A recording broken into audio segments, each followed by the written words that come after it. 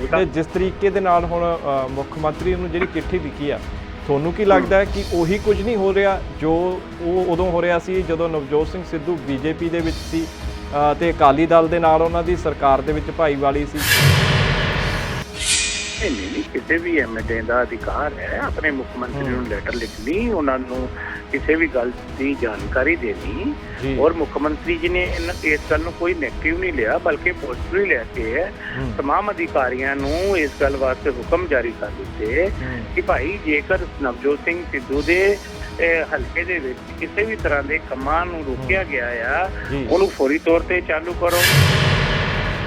Covid ਰਾਹਤ fund ਹੈ ਜਿਹੜਾ ਉਹਦੇ ਵਿੱਚ 67 ਕਰੋੜ ਕੁਛ ਇੱਦਾਂ ਦੀ ਫਿਗਰ ਦੇ ਰਹੇ ਨੇ ਵਿਰੋਧੀ ਧਿਰਾਂ ਕਿ 67 ਕਰੋੜ ਰੁਪਏ ਦੇ ਵਿੱਚੋਂ ਸਿਰਫ 200 ਕਰੋੜ ਰੁਪਏ ਹੀ ਜਿਹੜਾ ਖਰਚ ਹੋਇਆ ਤੇ ਮੁੱਖ ਮੰਤਰੀ ਕੈਪਟਨ ਅਮਰਿੰਦਰ ਸਿੰਘ ਕਹਿ ਰਹੇ ਨੇ ਕਿ ਹੁਣ ਤੱਕ ਪੰਜਾਬ ਸਰਕਾਰ ਕਰੋਨਾ ਦੇ ਵਿੱਚ 300 ਕਰੋੜ ਰੁਪਇਆ ਖਰਚ ਕਰ ਚੁੱਕੀ ਹੈ ਤੇ ਹੁਣ ਆਮ ਆਦਮੀ ਮੰਗ ਕਰ ਰਹੀ ਹੈ ਜੀ ਕਿ ਇਹਦੇ ਵਿੱਚ ਵਾਈਟ ਪੇਪਰ ਸਰਕਾਰ ਹੁਣ ਲੈ ਕੇ ਆਏ ਤਾਂ ਜੋ ਪਤਾ ਚੱਲ ਸਕੇ ਕਿ ਇੰਨੀ ਵੱਡੀ ਰਾਸ਼ੀ ਕਿੱਥੇ ਖਰਚ ਹੋਈ ਹੈ। ਕਿ ਮੋਦੀ ਸਾਹਿਬ ਦੇ ਅਕਾਊਂਟ ਦੇ ਅੰਦਰ 10,000 ਕਰੋੜ ਰੁਪਏ ਰਿਲੀਫ ਫੰਡ ਆਇਆ ਹੈ ਜੀ, ਉਹਨਾਂ ਕੋਲ ਹਿਸਾਬ ਕਿਉਂ ਨਹੀਂ ਮੰਗਦੇ? ਕੇਜਰੀਵਾਲ ਸਾਹਿਬ ਦੇ 500 ਕਰੋੜ ਰੁਪਇਆ ਪਿਆ ਹੋਇਆ ਹੈ, ਉਹਦੇ ਨਾਲ ਹਿਸਾਬ ਕਿਉਂ ਨਹੀਂ ਮੰਗਦੇ? ਆਪ 500-400 ਕਰੋੜ ਰੁਪਇਆ ਇਹਦੇ ਪਿਆ ਹੋਇਆ ਹੈ ਖੱਟਰ ਸਾਹਿਬ ਦੇ ਜੀ।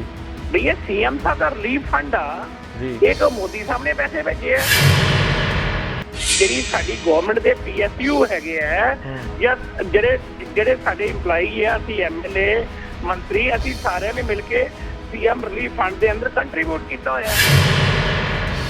ਕੇਂਦਰ ਨੇ ਕਿਹੜਾ ਪੈਸਾ ਦਿੱਤਾ ਵੀ ਕੋਵਿਡ ਦੇ ਨਾਲ ਲੜਨ ਵਾਸਤੇ ਜਿੰਨਾ ਪੈਸਾ ਖਰਚ ਕੀਤਾ ਉਹ ਪੰਜਾਬ ਨੇ ਆਪਣੇ ਕੋਲੋਂ ਹੀ ਕੰਟਰੀਬਿਊਟ ਕੀਤਾ ਨਾ ਜੀ। ਜਿਹੜੇ ਅਸੀਂ ਲੋਕਾਂ ਨੂੰ ਰਾਸ਼ਨ ਵੰਡਿਆ ਆ ਉਹ ਕੰਟਰੀਬਿਊਟ ਕਿੰਨੇ ਕੀਤਾ ਹੈ ਜੀ। ਔਰ ਜਿਹੜਾ ਬਾਹਰੋਂ ਆ ਰਹੇ ਆ ਲੋਕ ਉਹਨਾਂ ਨੂੰ ਸੰਭਾਲ ਰਹੇ ਆ, ਉਹ ਉਹਨਾਂ ਨੂੰ ਰੱਖ ਰਹੇ ਆ, ਉਹਨੂੰ ਕੰਟਰੀਬਿਊਟ ਕੌਣ ਕਰ ਰਿਹਾ?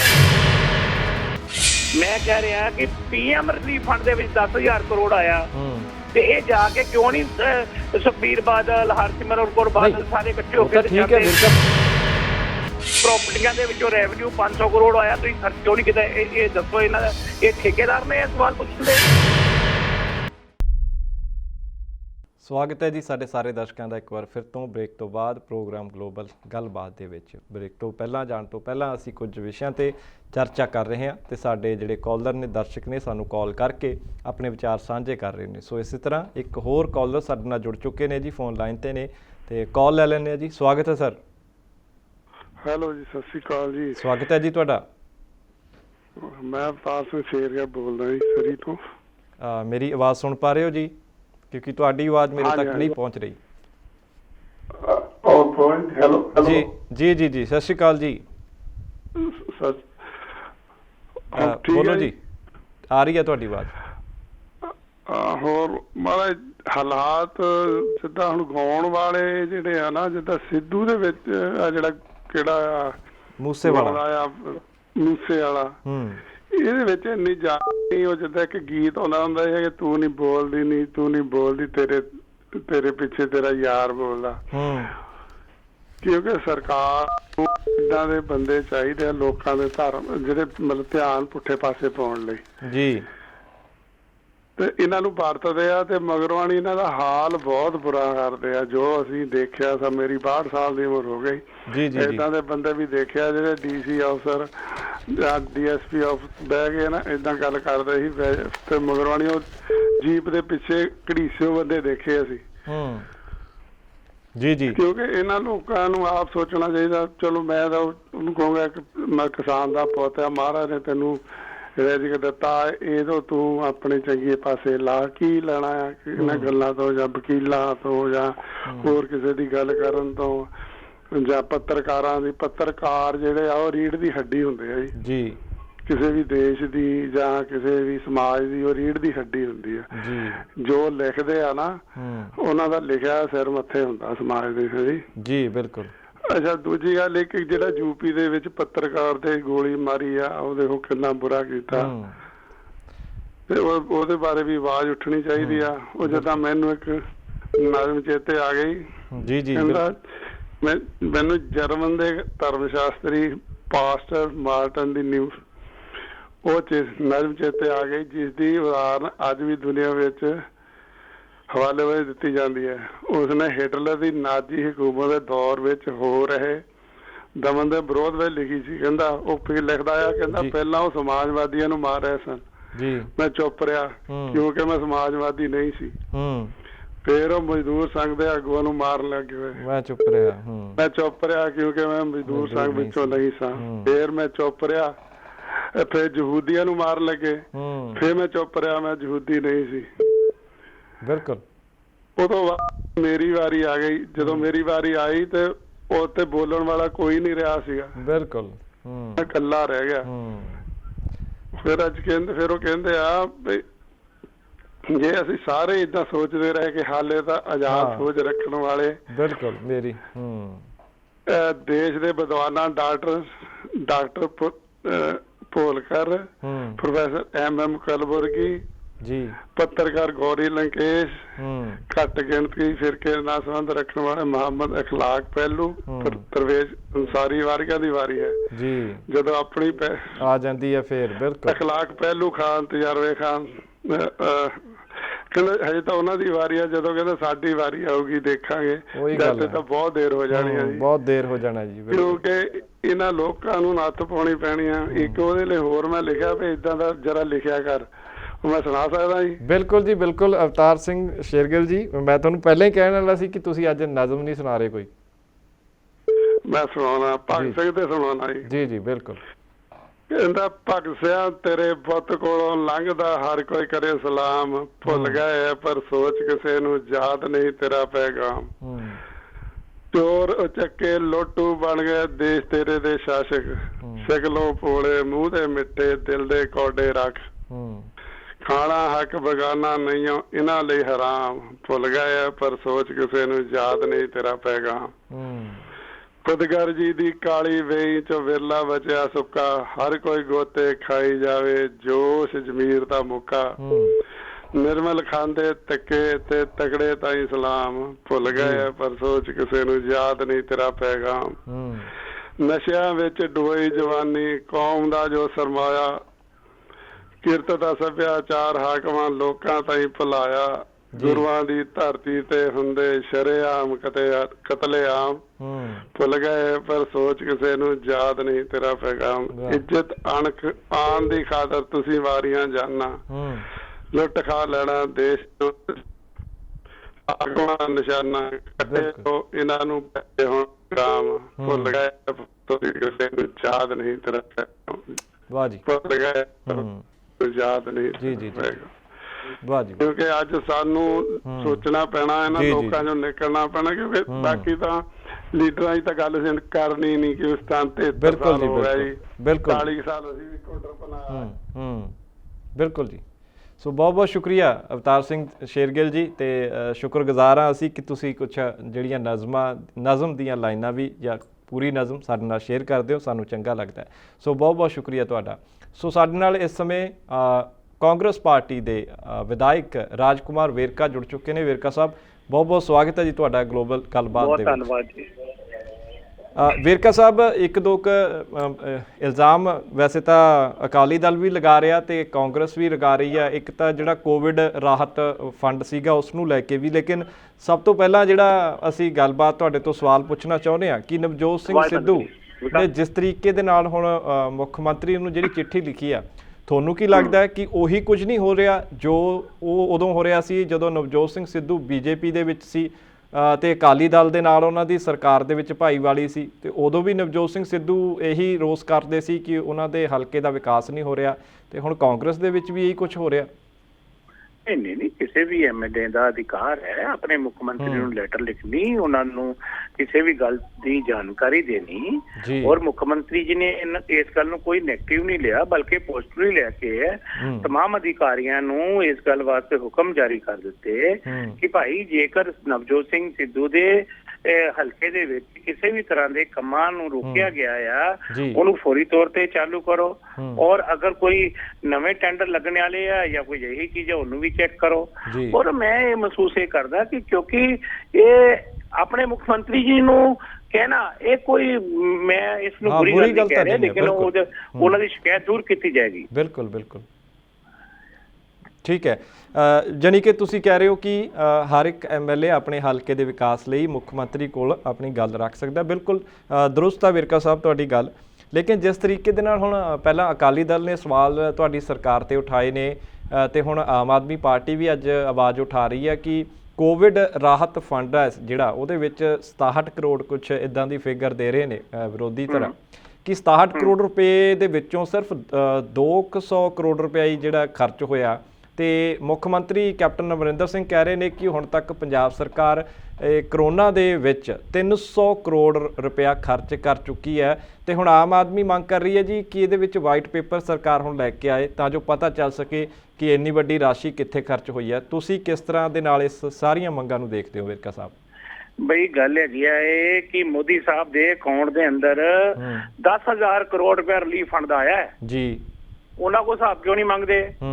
ਕੇਜਰੀਵਾਲ ਸਾਹਿਬ ਦੇ 500 ਕਰੋੜ ਰੁਪਇਆ ਪਿਆ ਹੋਇਆ ਹੈ, ਉਹਦੇ ਨਾਲ ਹਿਸਾਬ ਕਿਉਂ ਨਹੀਂ ਮੰਗਦੇ? ਆ 500-400 ਕਰੋੜ ਰੁਪਇਆ ਇਹਦੇ ਪਿਆ ਹੋਇਆ ਹੈ ਖੱਟਰ ਸਾਹਿਬ ਦੇ ਜੀ।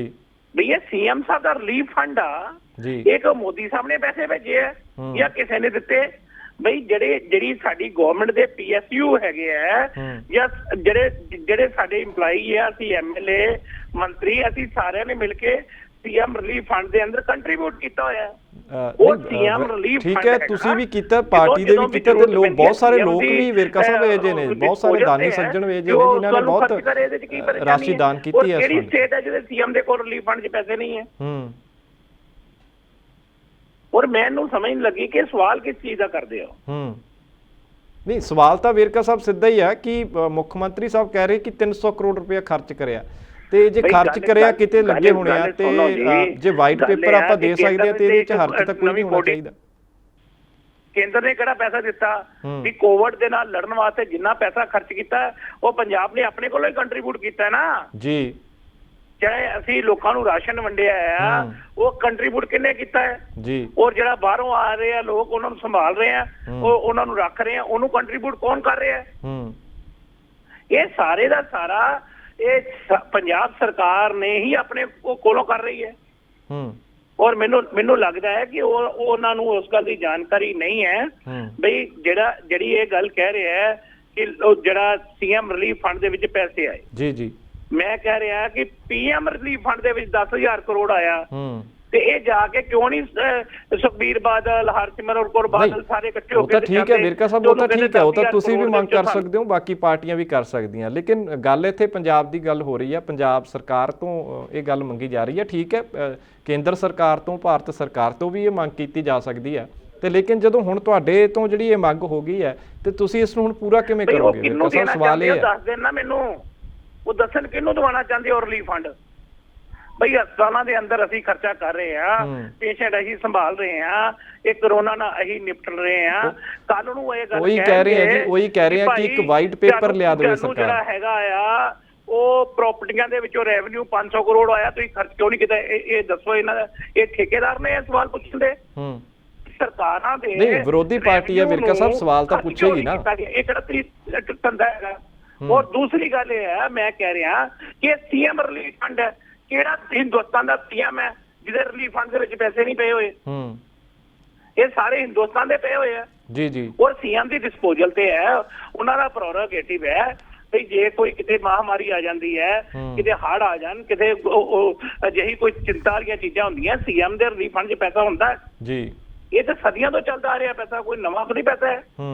ਨਹੀਂ, ਉਹ ਕਹਿ ਰਹੇ ਆ ਕਿ ਇਹ ਕਰੋਨਾ ਦਾ ਅਲੱਗ ਤੋਂ ਹੋਇਆ ਸੀ, ਕਿ ਇਸ ਤਰ੍ਹਾਂ ਦਾ ਸੀ ਕਿ ਜਿਹੜਾ ਮੁੱਖ ਮੰਤਰੀ ਰਿਲੀਫ ਫੰਡ ਹੁੰਦਾ ਇਹ ਇਸ ਵਾਰ ਕੋਵਿਡ ਦਾ ਅਲੱਗ ਤੋਂ ਸੀ ਕਿ ਕੋਈ ਖਾਤਾ? ਇਹ ਆਮ ਆਦਮੀ ਪਾਰਟੀ ਨੇ ਪੈਸਾ ਕੋਈ ਦਿੱਤਾ ਹੈ, ਅਕਾਲੀ ਦਲ ਨੇ ਵੀ ਕੋਈ ਪੈਸੇ ਦਿੱਤਾ, ਉਹ 'ਚ ਜਮ੍ਹਾਂ ਕਰਾਇਆ ਹੈ।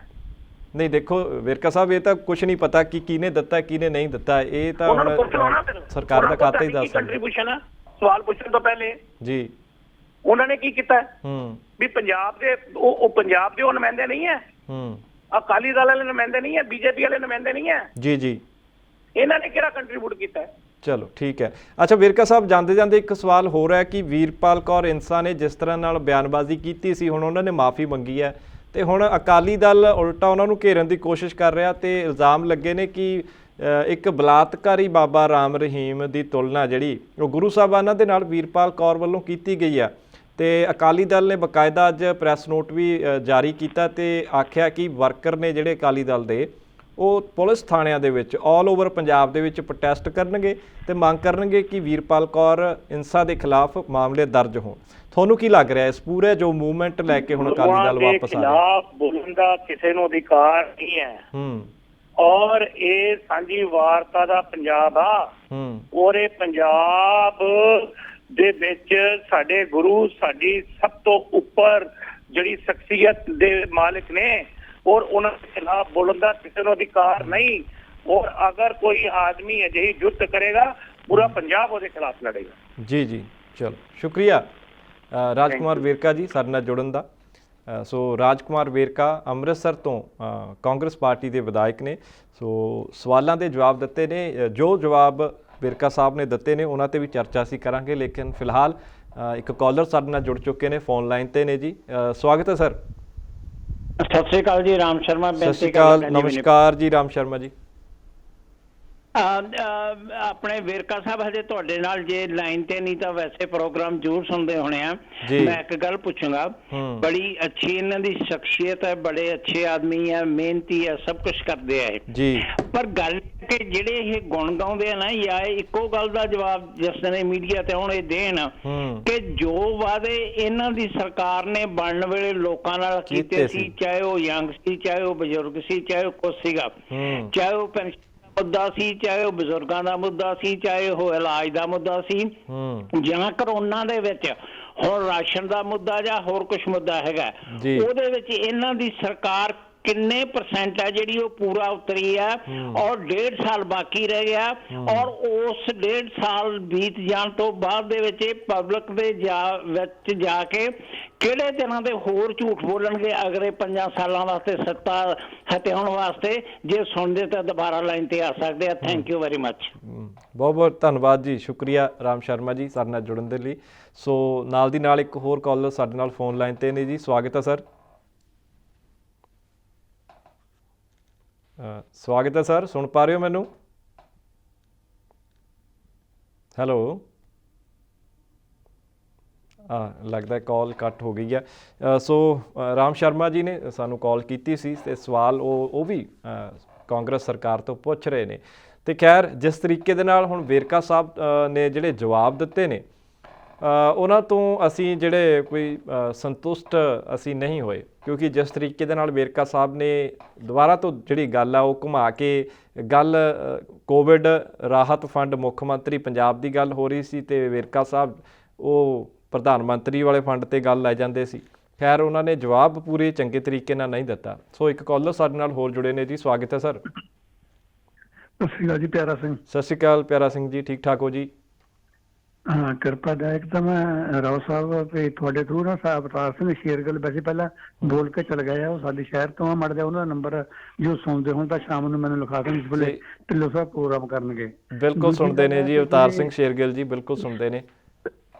ਚਲੋ ਧੰਨਵਾਦ ਜੀ। ਤੇ ਦੂਜੀ ਗੱਲ ਰਹੀ ਨਾ ਕਿ ਜਿਹੜੇ ਸਿੱਧੂ ਮੂਸੇਵਾਲੇ ਦੀ ਗੱਲ ਵਾ, ਦੇਖੋ ਇਹਨਾਂ ਨੂੰ ਬੜਾ ਹਿਸਾਬ ਕੇ ਬੋਲਣਾ ਚਾਹੀਦਾ ਹੈ, ਕਿਉਂਕਿ ਅਗਰ ਪੰਜਾਬ ਦਾ ਮਾਹੌਲ ਖਰਾਬ ਹੁੰਦਾ ਉਹਦੇ ਵਿੱਚ ਸਾਰੇ ਰਗੜੇ ਜਾਣੇ ਆ।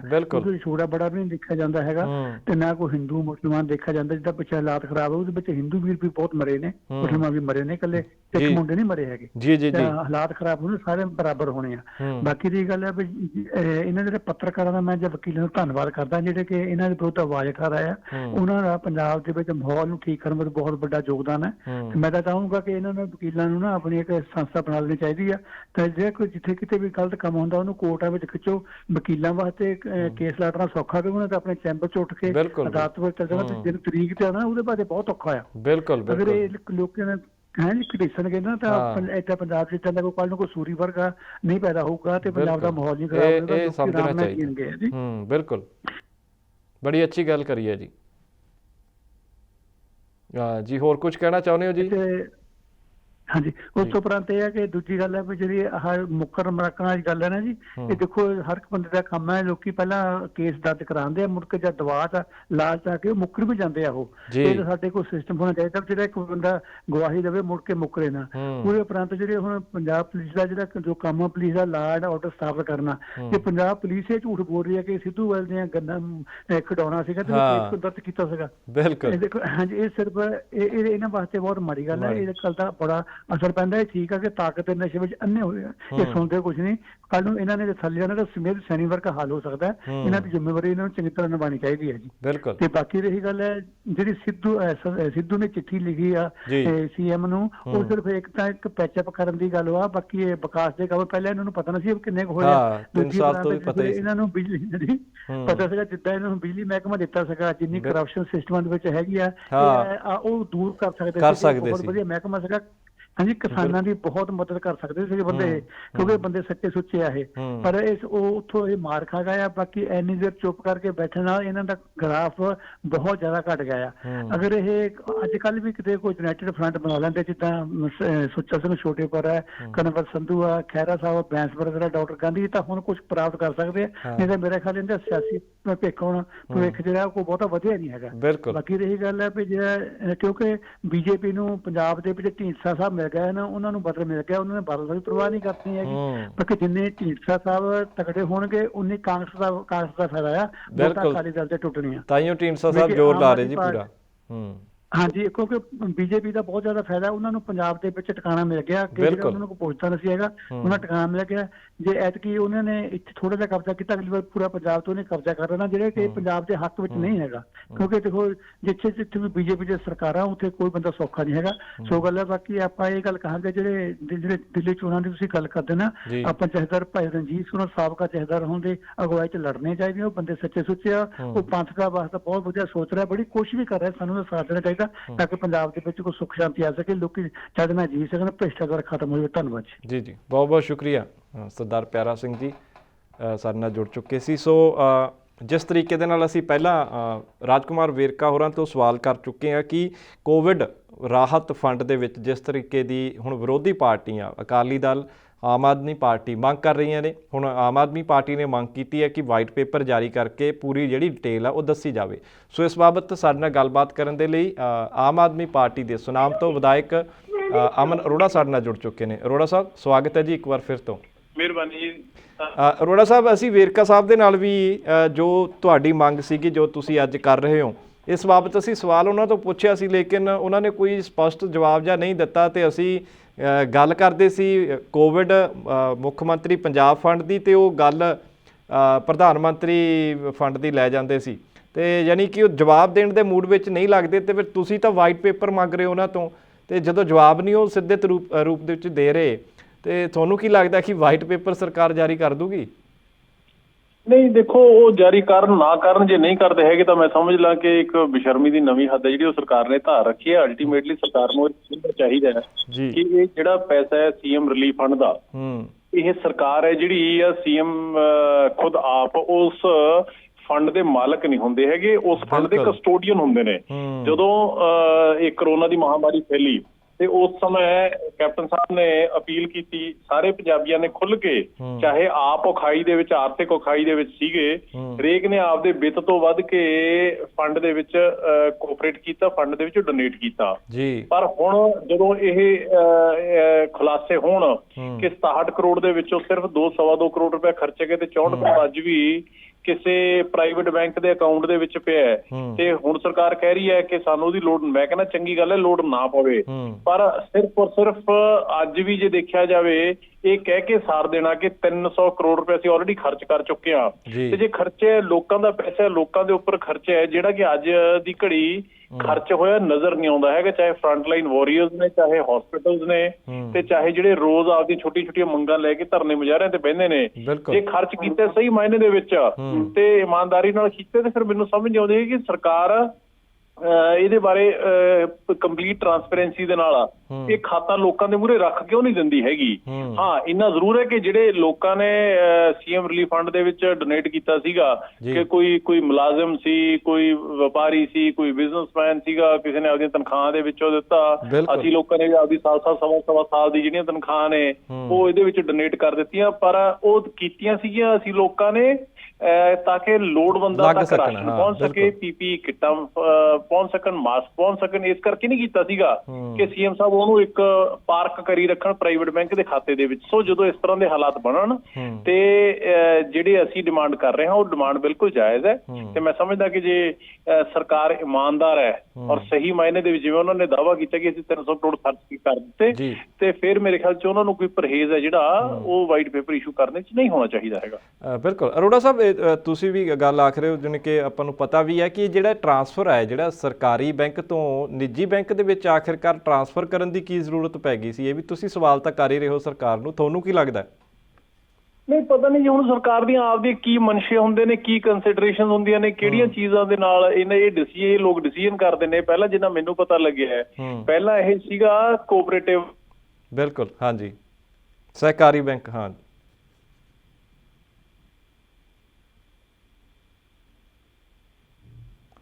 ਮਾਫ ਕਰਨਾ ਜੀ, ਕਾਲ ਦੇ ਵਿੱਚ ਜਿਹੜੀ ਆਵਾਜ਼ ਸੀ ਉਹ ਅਰੋੜਾ ਸਾਹਿਬ ਦੀ ਬਿਲਕੁਲ ਆਉਣੀ ਬੰਦ ਹੋ ਗਈ ਆ। ਸ਼ਾਇਦ ਕਿਤੇ ਨਾ ਕਿਤੇ ਕੋਈ ਤਕਨੀਕੀ ਖਰਾਬੀ ਇਸ ਸਮੇਂ ਇਸ ਕਾਲ ਦੇ ਵਿੱਚ ਆਈ ਹੈ। ਸੋ ਅਸੀਂ ਅਮਨ ਅਰੋੜਾ ਹੋਰਾਂ ਜੀ ਤੋਂ ਵੀ ਕਾਫੀ ਮਾਫੀ ਮੰਗਦੇ ਹਾਂ ਤੇ ਦਰਸ਼ਕਾਂ ਨੂੰ ਵੀ ਤੋਂ ਅਸੀਂ ਖਿਮਾ ਦੇ ਜਾਚਕ ਹਾਂ ਜੀ, ਕਿਉਂਕਿ ਅਸੀਂ ਕਾਲ ਹੈ ਜਿਹੜੀ ਉਹ ਪੂਰੀ ਨਹੀਂ ਕਰ ਪਾਏ ਤਕਨੀਕੀ ਖਰਾਬੀ ਦੇ ਕਾਰਨ। ਅਮਨ ਅਰੋੜਾ ਆਮ ਆਦਮੀ ਪਾਰਟੀ ਦੇ ਜਿਹੜੇ ਵਿਧਾਇਕ ਨੇ ਸੁਨਾਮ ਤੋਂ, ਉਹ ਸਾਡੇ ਨਾਲ ਜੁੜੇ ਹੋਏ ਸੀ ਤੇ ਅਸੀਂ ਖਿਮਾ ਦੇ ਜਾਚਕ ਹੈ ਜੀ ਅਮਨ ਅਰੋੜਾ ਜੀ ਤੋਂ ਤੇ ਦਰਸ਼ਕਾਂ ਤੋਂ ਵੀ। ਸੋ ਲੇਕਿਨ ਜਿਹੜੀ ਗੱਲ ਹੈ ਕਾਫੀ ਹੱਦ ਤੱਕ ਉਹ ਕਲੀਅਰ ਹੋ ਗਈ ਹੈ ਤੇ ਆਮ ਆਦਮੀ ਪਾਰਟੀ ਜਿਸ ਤਰੀਕੇ ਦੇ ਨਾਲ ਹੁਣ ਵਾਈਟ ਪੇਪਰ ਦੀ ਮੰਗ ਕਰ ਰਹੀ ਹੈ, ਬਿਲਕੁਲ, ਕਿਉਂਕਿ ਪ੍ਰਮੁੱਖ ਵਿਰੋਧੀ ਪਾਰਟੀ ਆਮ ਆਦਮੀ ਪਾਰਟੀ ਹੈ। ਇਸ ਤੋਂ ਬਿਨਾਂ ਵੀ ਜੇਕਰ ਠੀਕ ਹੈ, ਜਿਸ ਤਰ੍ਹਾਂ ਦੇ ਨਾਲ ਵੇਰਕਾ ਸਾਹਿਬ ਉਹਨੂੰ ਕਹਿ ਰਹੇ ਸੀ ਕਿ ਠੇਕਾ ਨਹੀਂ ਲਿਆ ਇਸ ਤਰ੍ਹਾਂ ਦੇ ਸਵਾਲ ਕਰਨ ਦਾ, ਲੇਕਿਨ ਬਿਲਕੁਲ ਵਿਰੋਧੀ ਪਾਰਟੀਆਂ ਦਾ ਇਹੀ ਕਰਤੱਵ ਹੁੰਦਾ ਹੈ ਕਿ ਸਰਕਾਰ ਤੋਂ ਸਵਾਲ ਜਵਾਬ ਕਰਨੇ, ਤੇ ਜਨਤਾ ਵੀ ਜਿਹੜੀ ਹੈ ਉਹ ਪੂਰਾ ਹੱਕ ਰੱਖਦੀ ਆ ਆਪਣੇ ਵੱਲੋਂ ਚੁਣੀ ਗਈ ਸਰਕਾਰ ਤੋਂ ਸਵਾਲ ਜਵਾਬ ਕਰਨ ਦੀ। ਸੋ ਕਾਂਗਰਸ ਪਾਰਟੀ ਨੂੰ ਸਵਾਲ ਜਵਾਬ ਤਾਂ ਦੇਣੇ ਹੀ ਪੈਣੇ ਆ, ਤੇ ਇਹ ਤਾਂ ਨਹੀਂ ਹੋ ਸਕਦਾ ਕਿ ਜਨਤਾ ਜਾਂ ਫਿਰ ਵਿਰੋਧੀ ਧਿਰ ਸਰਕਾਰ ਤੋਂ ਸਵਾਲ ਕਰੇ ਤੇ ਸਰਕਾਰ ਜਵਾਬ ਦੇਣ ਤੋਂ ਭੱਜ ਨਿਕਲੇ। ਇਹ ਨਹੀਂ ਹੋ ਸਕਦਾ। ਜੇਕਰ ਸਰਕਾਰ ਭੱਜਦੀ ਹੈ ਤੇ ਉਹਦੇ ਵਿੱਚ ਸਰਕਾਰ ਦੀ ਜਿਹੜੀ ਮਨਸ਼ਾ ਫਿਰ ਉਹ ਵੀ ਸਾਫ਼ ਹੋ ਜਾਂਦੀ ਹੈ ਕਿ ਕਿਸ ਤਰ੍ਹਾਂ ਦੀ ਮਨਸ਼ਾ ਸਰਕਾਰ ਲੈ ਕੇ ਚੱਲ ਰਹੀ ਹੈ। ਸੋ ਦਰਸ਼ਕੋ, ਜਿਹੜਾ ਸਮਾਂ ਉਹ ਹੋਰ ਅੱਗੇ ਗੱਲਾਂ ਕਰਨ ਦਾ ਇਜਾਜ਼ਤ ਨਹੀਂ ਦੇ ਰਿਹਾ। ਸੋ ਇਸ ਤਰੀਕੇ ਦੇ ਨਾਲ ਅੱਜ ਸਾਡਾ ਇਸ ਹਫ਼ਤੇ ਦਾ ਜੋ ਸਿਲਸਿਲਾ ਸੀ 5 ਐਪੀਸੋਡ ਦਾ ਉਹ ਪੂਰਾ ਹੋ ਚੁੱਕਿਆ। ਸੋ ਹੁਣ 2 ਦਿਨ ਦੀ, ਅਗਲੇ ਦਿਨ 2 ਦਿਨ ਛੁੱਟੀ 'ਤੇ ਹੈ, ਲੇਕਿਨ ਇਸੇ ਸਮੇਂ 7:30 ਵਜੇ ਗਲੋਬਲ ਗੱਲਬਾਤ ਦੀ ਥਾਂ ਤੁਸੀਂ ਦੋਨੋਂ ਦਿਨ ਐਤਵਾਰ ਤੇ ਸੋਮਵਾਰ ਨੂੰ ਸਾਡੇ ਹੋਰ ਜਿਹੜੇ ਦੂਸਰੇ ਲਾਈਵ ਪ੍ਰੋਗਰਾਮ ਨੇ ਉਹ ਤੁਸੀਂ ਜ਼ਰੂਰ ਦੇਖਣਾ ਨਾ ਭੁੱਲਣਾ, ਕਿਉਂਕਿ ਸਾਡੀ ਜਿਹੜੀ ਹੁਣ ਮੁਲਾਕਾਤ ਆ ਅਗਲੀ ਉਹ ਅਗਲੇ ਹਫ਼ਤੇ ਦੇ ਮੰਗਲਵਾਰ ਨੂੰ ਠੀਕ ਸ਼ਾਮੀ 7:30 ਵਜੇ ਇੱਕ ਵਾਰ ਫਿਰ ਤੋਂ ਗਲੋਬਲ ਗੱਲਬਾਤ ਦੇ ਜ਼ਰੀਏ ਹੋਵੇਗੀ। ਸੋ ਇਹਨਾਂ 2 ਦਿਨਾਂ ਦੇ ਦੌਰਾਨ ਅਸੀਂ ਇਹੀ ਅਰਦਾਸ ਕਰਦੇ ਹਾਂ ਕਿ ਤੁਸੀਂ ਜਿੱਥੇ ਵੀ ਹੋ ਸੁਰੱਖਿਅਤ ਰਹੋ, ਪਰਿਵਾਰ ਦੇ ਨਾਲ ਰਹੋ ਤੇ ਤੁਹਾਡਾ ਪਰਿਵਾਰ ਵੀ ਹੈ ਜਿਹੜਾ ਉਹ ਸੁਰੱਖਿਅਤ ਰਹੇ। ਤੇ ਅਸੀਂ ਉਮੀਦ ਕਰਦੇ ਹਾਂ ਕਿ ਜਿਸ ਤਰ੍ਹਾਂ ਦੇ ਨਾਲ ਹੁਣ ਤੱਕ ਅਸੀਂ ਕਰੋਨਾ ਵਾਇਰਸ ਦੀ ਮਹਾਮਾਰੀ ਤੋਂ ਬਚੇ ਹੋਏ ਹਾਂ, ਪੂਰੇ ਨਿਯਮਾਂ ਦੀ ਪਾਲਣਾ ਕਰਕੇ, ਉਸੇ ਤਰੀਕੇ ਦੇ ਨਾਲ ਅੱਗੇ ਵੀ ਅਸੀਂ ਇਹਨਾਂ ਨਿਯਮਾਂ ਦੀ ਪਾਲਣਾ ਕਰਕੇ ਖੁਦ ਨੂੰ ਤੇ ਆਪਣੇ ਪਰਿਵਾਰ ਨੂੰ ਸੁਰੱਖਿਅਤ ਰੱਖਾਂਗੇ। ਸੋ ਫਿਲਹਾਲ ਮੈਨੂੰ ਇਜਾਜ਼ਤ ਦਿਓ ਜੀ, ਆਗਿਆ ਬਖਸ਼ਿਓ ਤੇ 2 ਦਿਨ ਬਾਅਦ ਫਿਰ ਤੋਂ ਤੁਹਾਡੇ ਨਾਲ ਮੁਲਾਕਾਤ ਹੋਏਗੀ। ਤਦ ਤੱਕ ਦੇ ਲਈ ਸਤਿ ਸ਼੍ਰੀ ਅਕਾਲ ਤੇ ਰੱਬ ਰਾਖਾ। ਸਾਡਾ ਹਰ ਇੱਕ ਪ੍ਰੋਗਰਾਮ ਦੇਖਣ ਤੇ ਸਾਡੇ ਨਾਲ ਜੁੜਨ ਲਈ ਸਬਸਕ੍ਰਾਈਬ ਕਰੋ ਚੈਨਲ ਪੰਜਾਬੀ ਤੇ ਨੋਟੀਫਿਕੇਸ਼ਨ ਲਈ ਬੈਲ ਆਈਕਨ ਵਾਲੇ ਬਟਨ ਤੇ ਕਲਿੱਕ ਕਰੋ।